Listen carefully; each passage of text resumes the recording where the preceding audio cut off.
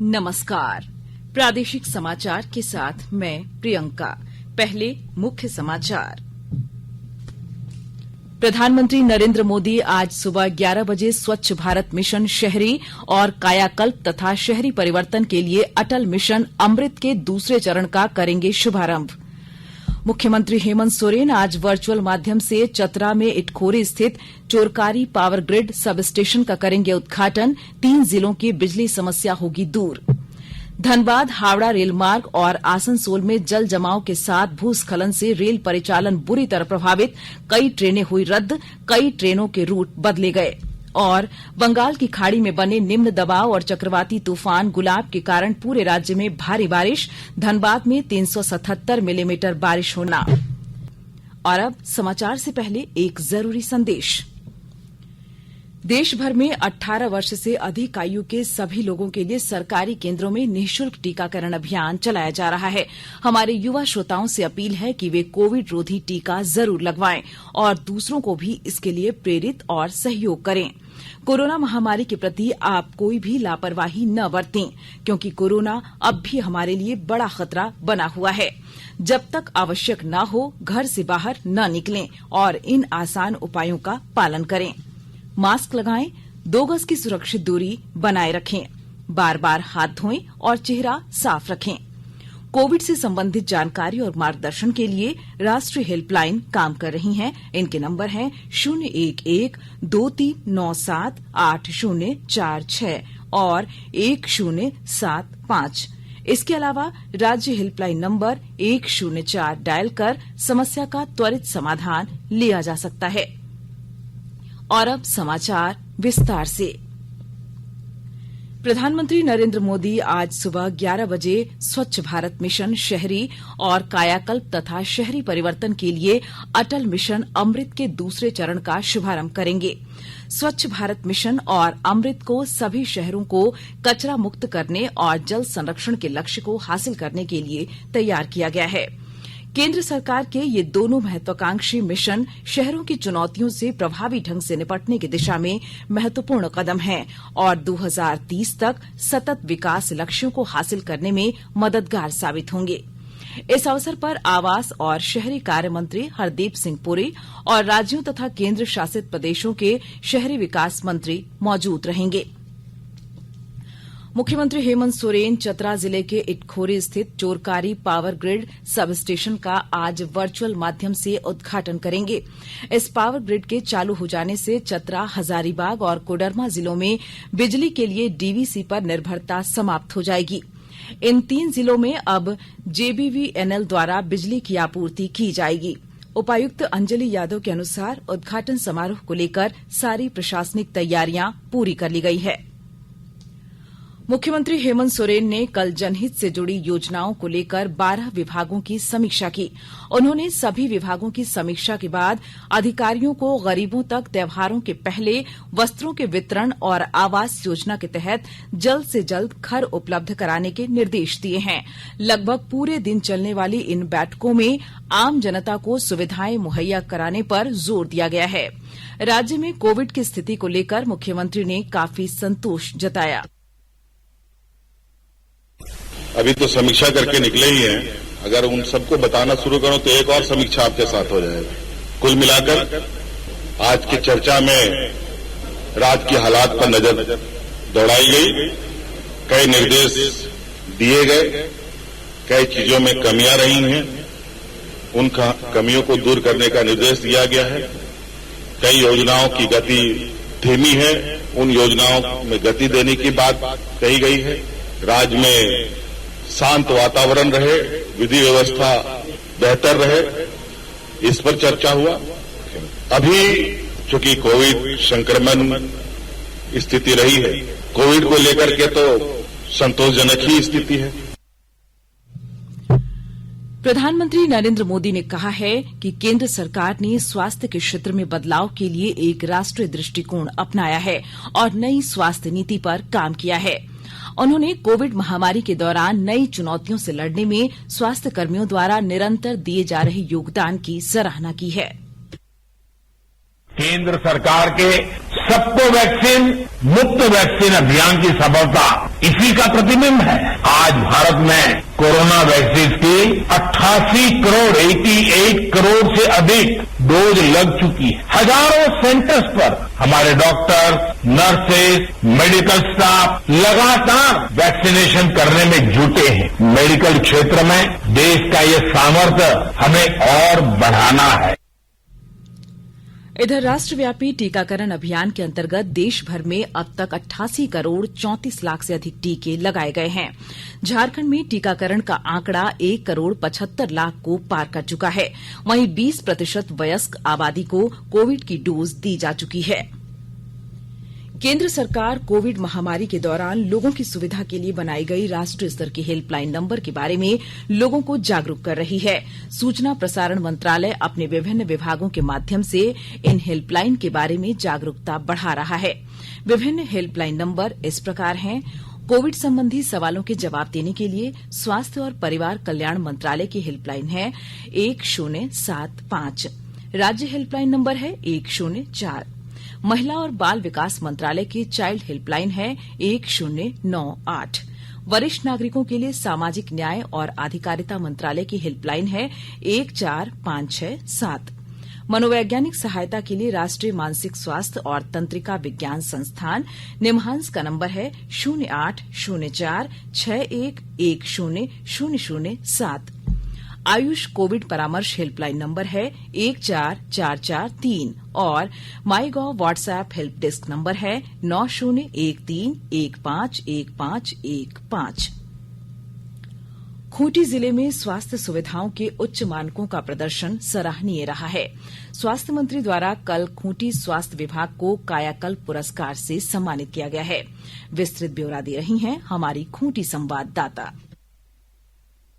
स्वास्थ्य सुविधाओं के उच्च मानकों में खूंटी जिले का प्रदर्शन सराहनीय रहा है। झारखंड के स्वास्थ्य मंत्री बन्ना गुप्ता द्वारा 30 सितंबर बृहस्पतिवार को खूंटी स्वास्थ्य विभाग को कायाकल्प पुरस्कार से सम्मानित किया गया। खूंटी जिले का सदर अस्पताल, प्रसूति कक्ष, हेल्थ एंड वेलनेस सेंटर सुंदारी एवं health and wellness centre Saparom को उत्कृष्ट प्रदर्शन करने के लिए स्वास्थ्य मंत्री द्वारा सम्मान समारोह में प्रशस्ति पत्र और मोमेंटम देकर सम्मानित किया गया। मरीजों के बेहतर इलाज, स्वास्थ्य सेवाओं की उपलब्धता, साफ सफाई एवं स्वच्छता, लेबर रूम एवं वार्ड रूम का मानक के अनुरूप संचालन, मरीजों की गुणवत्ता के साथ सेवा, अस्पताल का रखरखाव एवं बेहतर चिकित्सकीय कार्य के लिए सदर अस्पताल को सम्मान दिया गया है। उचित स्वास्थ्य सेवाओं की उपलब्धता जिला प्रशासन की पहली प्राथमिकता बन गई है। ज्योत्सना शीला, आकाशवाणी समाचार, खूंटी।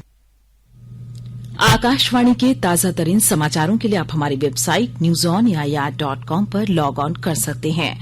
ताजा समाचार Twitter handle @AIR news alerts और Facebook page all India radio news पर भी उपलब्ध है। आप प्रादेशिक समाचार एकांश के ट्विटर हैंडल @AIR न्यूज_रांची और फेसबुक, इंस्टाग्राम पेज तथा YouTube channel AIR news Ranchi पर भी हमारे बुलेटिन सुन सकते हैं। प्रादेशिक समाचार आप आकाशवाणी रांची से सुन रहे हैं और अब पेश है कोरोना से बचाव के कुछ संदेश। कोविड-19 से बचाव और सुरक्षित रहने के 3 उपाय। मास्क लगाएं, 2 गज दूरी है जरूरी, सुरक्षित दूरी रखें, हाथ और मुंह साफ रखें।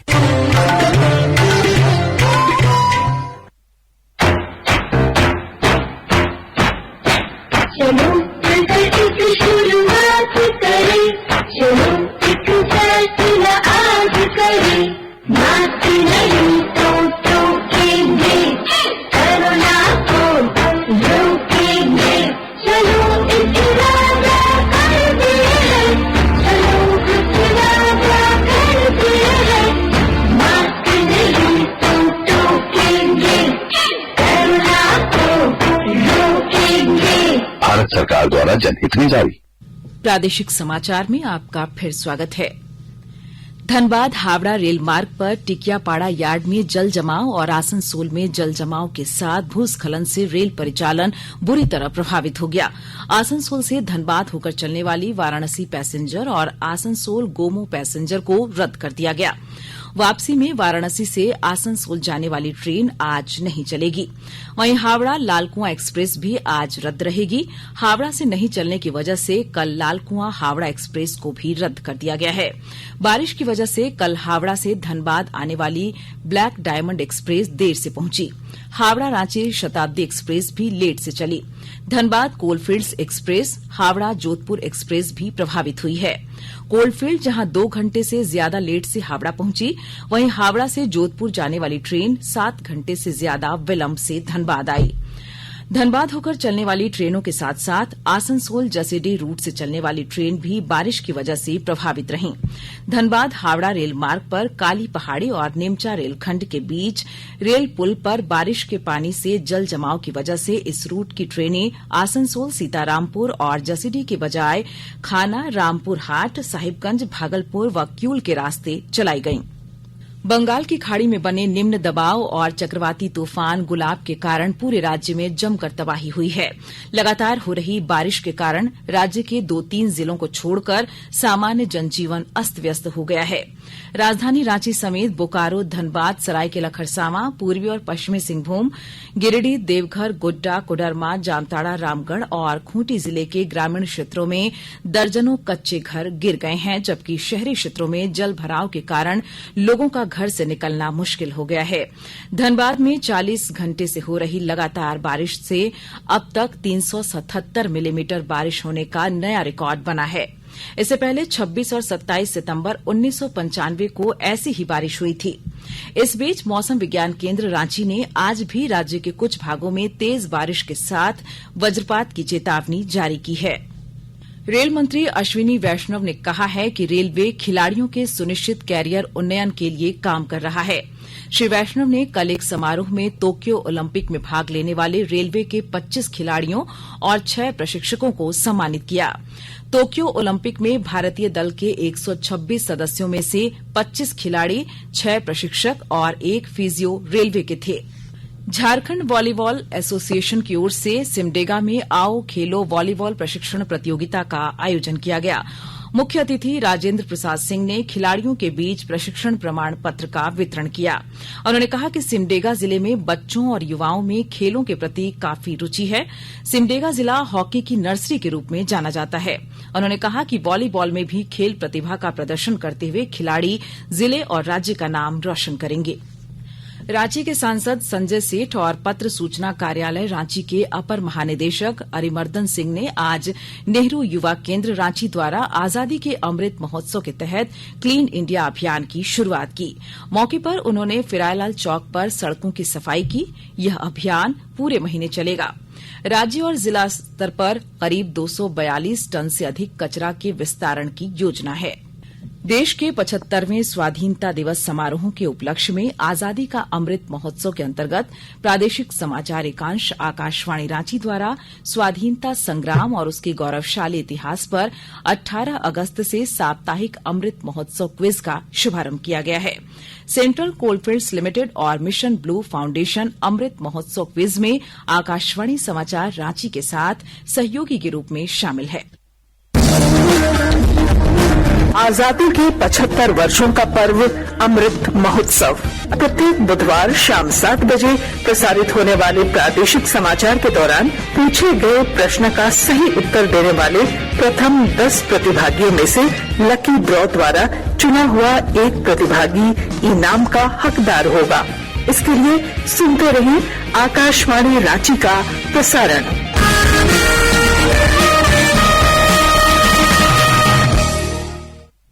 और आइए अब सुनते हैं अखबारों की सुर्खियां।